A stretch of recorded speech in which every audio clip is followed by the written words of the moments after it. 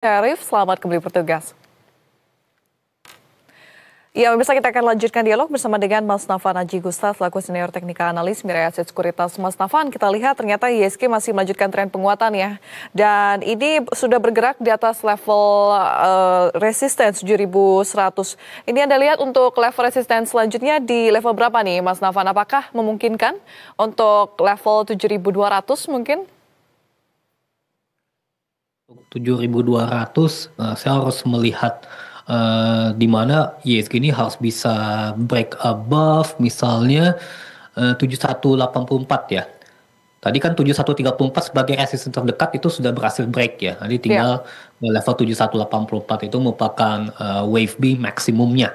Kalau misalnya jika itu sudah di break di atas 7184, kemudian terus mengalami penguatan, jadi nanti otomatis dari wave B tersebut nanti akan berubah menjadi lebih ke numeric wave ya. Jadi nanti kemungkinan besar ISG akan menguji akan break dari last high ya. Last high itu ketika pada bulan 5 yang lalu itu Mm-mm. pada level 7240. Jadi itu kan merupakan wave tiganya ya. Jadi ini Iya. kalau misalnya jika dia bisa break above dari wave 3 tersebut, berarti ini wave 5-nya bisa bisa benar-benar di atas level dari higher high ini begitu kan. Jadi hemat saya demikian begitu. Jadi kita harus tetap optimis ya. Mudah-mudahan saja kalau misalkan jika kenaikan ISG benar-benar terpricing oleh adanya dinamika expansion monetary policy yang diterapkan oleh Bank Indonesia misalnya. Nah Mm-mm. ini, Mm-mm. nah ini benar-benar bisa mampu meningkatkan likuiditas di pasar modal. Soalnya Iya. ini saya baru menghitung ini ya, kalau misalkan jika ISG berhasil, dikatakanlah skenario dia berhasil break dari wave 3-nya ya, Mm-mm. itu dia harusnya bisa di level 7.350 lebih begitu kira-kira, itu merupakan wave 5 ya. Oke. Berarti untuk hari ini sendiri harus break dulu di 7.180 ya, Mas Nafan. Baru kita bisa Iya, lihat resisten itu wave selanjutnya. B ya benar. Oke. Dan Anda lihat sebetulnya tadi kan rekan kami Malik Syafira mengatakan bahwa ada potensi untuk pullback hari ini. Apakah Anda melihat hal itu juga, Mas Nafan, hari ini? Atau Anda lihat IHSG bakal anteng di zona hijau sampai dengan penutupan sesi kedua sore nanti, Mas Nafan? Oke, di sini kalau misalnya jika saya melihat RSI-nya memang sebenarnya berada di wilayah overbought ya saya akui. Tapi kalau selama indeksnya bisa naik terus ya, indeks dari RSI-nya begitu ya. Jadi masih belum melengkung begitu. Jadi otomatis saya pikir koreksi wajar ya mungkin masih masih ini ya, masih menunggu waktu begitu. Paling sebenarnya sih kuncinya sih begini ya. Yang penting kuncinya selama dia bisa bertahan above 7.134, dia bisa ke 7.184 berdasarkan dari wave B yang paling optimis yang saya sebutkan tadi begitu Ya. ya. Jadi kalau misalnya jika sama hal tersebut terjadi, kemudian tidak terjadi aksi profit taking misalnya begitu. Jadi kan otomatis dari wave B akan berubah menuju ke wave 5. Tapi kalau misalnya jika terjadi koreksi wajar, jadi ini hati-hati nih Hmm. kalau misalnya jika wave B benar-benar terjadi ini misalnya dia bertahan di wave B, takutnya nanti wave C-nya dia bisa lebih turun dalam lagi, misalnya di bawah 6.745 nih sebagai low supportnya begitu. Nah itu Oke. itu itu mudah-mudahan sih jangan sampai terjadi lah hemat saya. Oke. Namun tadi Anda melihat ada potensi untuk ke level tertingginya di 7.300, Mas Nafan. Apakah bisa begitu di minggu ini? Kalau untuk minggu ini kelihatannya sih terlalu ini ya terlalu optimistik sekali ya kalau hemat saya. Oke. Tapi yang paling realistis adalah di bertahap dulu. Misalnya di 7184 dulu dia harus bisa break begitu karena kan ya kita juga harus benar-benar mengamati dinamika global juga selain daripada BI rate decision misalnya. Kalau global ini kan unik ya memang karena terdapat faktor Trump, terdapat faktor geopolitik, serta juga terdapat faktor Powell begitu. Jadi memang otomatis selama ketiga faktor ini masih mewarnai dinamika market, tentunya tingkat volatility masih ada ya. Tapi so far kalau saya lihat dari fix and move index masih relatif melandai begitu. Jadi mudah-mudahan Oke. sentimen negatifnya tidak terlalu kencang begitu. Oke, Mas Nafan, kita kembali membahas soal saham Prayoga Pangestu ya. Bagaimana Anda melihat potensi ketiga saham tersebut, Mas Nafan, masuk ke dalam indeks MSCI?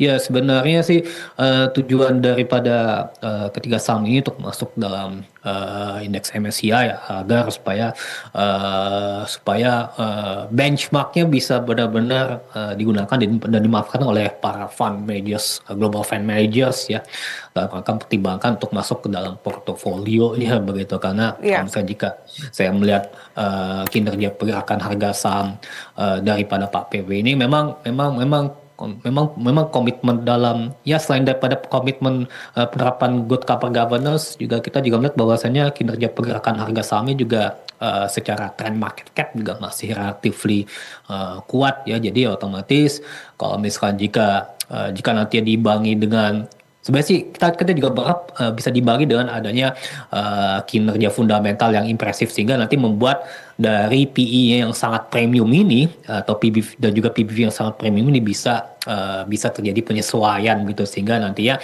tentunya ini bisa menjadi nilai plus tambahan begitu ya, agar supaya benar-benar menjadi pertimbangan penuh untuk investasi atau menjadi bagian dari portofolio global fund managers, misalnya kalau ketiga emiten ini bisa bergabung ke MSCI tersebut.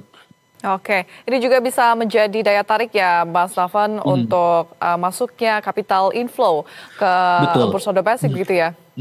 Ya betul, karena kita melihat saja ISG saja nih mengalami penguatan karena terkait dengan saham-saham Pak PP yang kita sebutkan bersama. Sementara kalau jika saya melihat dari kinerja perbankan, ini ternyata perbankan juga mengalami apresiasi nih, misalnya seperti Bank Mandiri, BRI, walaupun tidak sangat sesignifikan jika dibandingkan dengan Pak PP, tapi setidaknya selama misalnya saham-saham berbasis market cap ini mengalami apresiasi ya, tentunya ini membuat ya kinerja ISG ini terdongkrak bisa ya, saat ini kan di 0,80% ya. hampir mendekati 0,90 bahkan 1% begitu untuk percentage hari ini begitu misalnya. Oke, Mas Nafan, kita akan lanjutkan dialog tapi kita harus jeda terlebih dahulu. Oke. Ya, pemirsa Investor Market Opening masih akan kembali usai jeda, tetaplah bersama kami. Anda masih bersama kami di Investor Market Opening. Pemirsa, kita akan lanjutkan dialog bersama dengan Mas Nafan Aji Gusta. Ya, Mas Nafan, kemarin saham Big Bang ini terkoreksi ya, namun hari ini ternyata melesat dan berada di zona positif.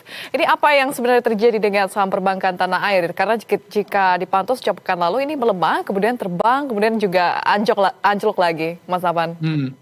Ya, berarti di sini memang dimulai ini ya, perlawanan dari para pelaku pasar memanfaatkan buy on dip strategi ya, ketika misalnya saham-saham perbankan ini mengalami koreksi, apalagi Bank Mandiri mengalami koreksi yang cukup signifikan pada perdagangan kemarin gitu. Jadi semestinya sih otomatis saya pikir diharapkan ya selnya mereda. Otomatis kan selain daripada para pelaku pasar akan memfaktorkan atau memprice in terkait dengan kebijakan BI yang berpotensi dalam rangka ya kita harapkan untuk menurunkan suku bunga acuan dalam meeting di bulan ini ya, kita juga berekspektasi bahwasannya kinerja perbankan ya khususnya di kuartal kedua itu lebih baik jika dibandingkan di kuartal 1 ya, kita harapkan demikian. Tentunya dengan adanya harapan peningkatan net interest margin atau net profit margin, kemudian juga di sisi lain juga ada yang harapan terjadinya perbaikan dari sisi peningkatan kredit, pertumbuhan kredit secara berkualitas ya. Tentunya ini membuat saham-saham perbankan pun juga bisa dipertimbangkan untuk kembali dilirik oleh para pelaku investor. Karena sebenarnya begini, kalau secara major trend ya, itu apalagi bank KBMI 4 itu sebenarnya kan major sideways dari fase major downtrend sebelumnya ya. Tapi major sideways ini seharusnya ada harapan atau potensi terjadi fase akumulasi dalam rangka membentuk fase markup atau fase uptrend ke depannya begitu. Kalau hemat saya demikian. Oke. Apakah investor ini juga masih kurang pede, Mas, untuk masuk ke saham-saham perbankan Anda lihat? Nah, ada juga kalau misalnya jika terjadi fase sideways atau dalam hal ini fase akumulasi ya, karena saya tuh berbicara mengenai market psychology. Kalau secara teknikal itu kan terdapat empat form market cycle ya, di mana salah satunya di sini kan adalah fase akumulasi. Kalau fase akumulasi itu terjadi di mana sebenarnya para pelaku investor tuh mayoritas masih Ya. belum berani untuk masuk. Tapi sebenarnya smart money sudah mulai akumulasi secara bertahap begitu kan, sehingga ini membuat nanti ya ketika misalnya terjadi fase uptrend itu nanti malahan investor-investor yang telah masuk itu mungkin akan mulai masuk begitu. Jadi Iya. sebenarnya sih yang saya tekankan di sini adalah ketika misalnya smart money sudah mulai masuk begitu, Mm-mm. saya rasa saya juga menyarankan kepada para pelaku investor lainnya untuk mengakumulasi saham-saham khususnya Big Four Banks ini begitu, karena Big Four Banks ini kan juga termasuk salah satu yang menopang daripada penguatan IHSG. Di mana kalau misalnya jika perbankan ini kan juga merupakan salah satu menjadi penopang utama daripada pertumbuhan ekonomi kita ya. Yang penting kalau saya jika selama likuiditas di financial market ya, khususnya di sektor perbankan itu kuat ya. Jadi artinya memang kita melihat bahwasannya inilah yang memang dimanfaatkan oleh smart money untuk mengakumulasi saham, sehingga nantinya ketika membentuk fase markup, mereka itu yang smart money itu bisa mendapatkan profit gain yang lebih optimum gitu. Jadi Ya. ketika misalnya kita melakukan fase akumulasi, ya Mm-mm. semestinya kita juga menyarankan pada investor untuk akumulatif buy, tentunya demikian begitu. Oke. Mas Nafan, terima kasih banyak atas waktu dan juga insight-nya di Investor Market Opening hari ini. Selamat melanjutkan aktivitas, sehat selalu, Mas Nafan. Ya, terima kasih Mbak Vinil. Sukses selalu untuk Investor Daily TV maupun juga Berita Satu TV. Ya, pemirsa Investor Market Opening akan kembali usai jeda.